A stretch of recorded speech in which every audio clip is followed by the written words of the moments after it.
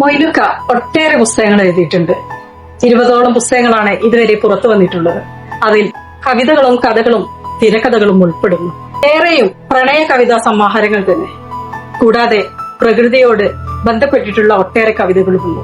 അതിൽ പേരുകൊണ്ട് തന്നെ സമരസപ്പെടുന്ന ഒരു കവിതാ സമാഹാരമാണ് 3000 BC പുറത്തിറക്കിയ സമരം എന്ന കവിതാ സമാഹാരം. ബാക്കി കവിതാ പുസ്തകങ്ങളുടെയും കഥാസമാഹാരങ്ങളുടെയും വിശേഷങ്ങൾ എഴുത്താളോട് തന്നെ ചോദിച്ചറിയാം. കവിത എഴുതാനുള്ള ഒരു അർത്ഥത്തിൽ എളുപ്പം എന്ന് പറയാം. കഥകൾ കുറച്ച് എഴുതിയിട്ടുണ്ട്, വളരെ കുറച്ച്.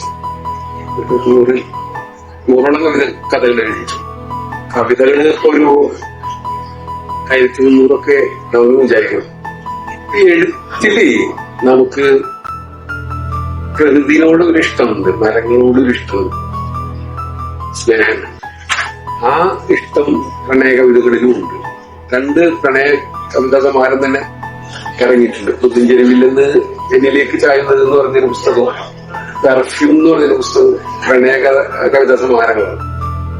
അതങ്ങനെ മാറ്റി നിർത്തപ്പെടേണ്ട ഒരു വിഷയമല്ല എന്നതുകൊണ്ട് തന്നെ ആയിരിക്കും അതിൽ കൂടുതൽ കൂടുതൽ എഴുതിക്കൊണ്ടിരിക്കുന്നത്.